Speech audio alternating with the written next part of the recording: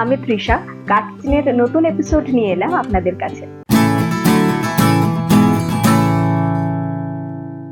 আজকের review panchayat season 4 নিয়ে। প্রথমে ছোট করে বলে নিই, এই সিজনে মূলত কি কি ঘটেছে। এই সিজনে দেখা গেছে সচিবজির উপর করা ভূষণজির কেস নিয়ে খুবই চিন্তিত। এই কেসে সে দোষী সাব্যস্ত হলে তার 1 বছরের জেলও হতে পারে, আর তাই সে পরীক্ষায় পাশ করলেও MBA তে অ্যাডমিশন নিতে পারবেন।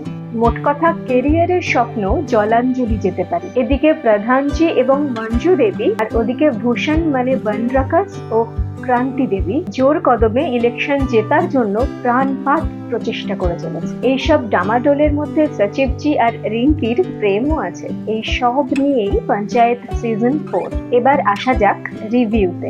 এবারের সিজন একটু ধীর গতিতে চলে, মানে ঘটনা বহুল নয়। একই ধরনের ঘটনার একাধিক সিন, যেমন একবার প্রধানজিদের জব্দ করে ভূষণরা, আবার ভূষণজিদের জব্দ করে প্রধানরা। মজার ডায়লগস আছে, যেমন আমরা পেয়ে এসেছি প্রথম থেকে। তবে এবারের গতিটার কারণে হয়তো অনেকেরই ভালো লাগেনি এবারের সিজন। সচিবজি আর রিঙ্কির প্রেমটাও যেন ভীষণ স্লো ডেভেলপ করছে। এক্সপেকটেশন ছিল যে এবারের হয়তো ওদের সম্পর্কের দিকটা আরো বেড়ে উঠবে, কিন্তু সেটাও হয় বড্ড স্লো। তবে যে সকল মানুষ এই পঞ্চায়েত সিরিজটি ফুলেরা গ্রামের জীবন, তার মানুষ এবং তার আবেশের জন্য ভালোবাসেন, তারা কিন্তু একেবারেই নিরাশ হবেন না। কারণ সেই উত্তর ভারতের গ্রামের ঝিম ধরানো আবেশ তার এক ফোঁটাও কমতি হয়নি এই সিজন 4-এ। উপরন্তু তা আরো জোরদার হচ্ছে এই ধীর গতির কারণে। এইবারে নজর কেড়েছে বিনোদ। তার একটা ডায়লগ, হাম গরিব হ্যায় গদ্দার নেই, সাড়া ফেলেছে ইতিমধ্যে। খলনায়ক ভূষণের দলের হওয়া সত্ত্বেও মানুষ তাকে ভালোবেসে ফেলেছে এই ডায়লগের কারণে। আর শেষে গিয়ে বিনোদের কান্না, কি অসাধারণ অভিনয় করেছেন। দর্শকের মন এই সিরিজে একেবারে জয় করে নিয়েছে বিনোদ।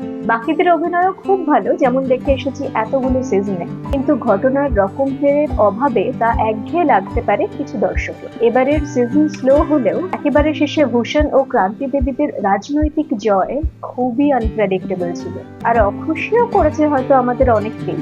কিন্তু একটা কথা অনস্বীকার্য, ভূষণ আর ক্রান্তি দেবী প্রধান হওয়ার পর কি কি হতে পারে এটা ভেবে আমরা প্রায় প্রত্যেকেই অসম্ভব মুখিয়ে আছি সিজন 5-এর জন্য, যেটা সম্ভবত এই সিরিজের শেষ সিজন। দর্শকের উত্তেজনা এবং কৌতূহল দুই বাড়িয়ে দিয়েছে পঞ্চায়েত সিজন 4-এর এই শেষ এপিসোড। আজ এই অবধি। ফিরে আসবো আগামী সোমবার আরো একটি রিভিউ নিয়ে।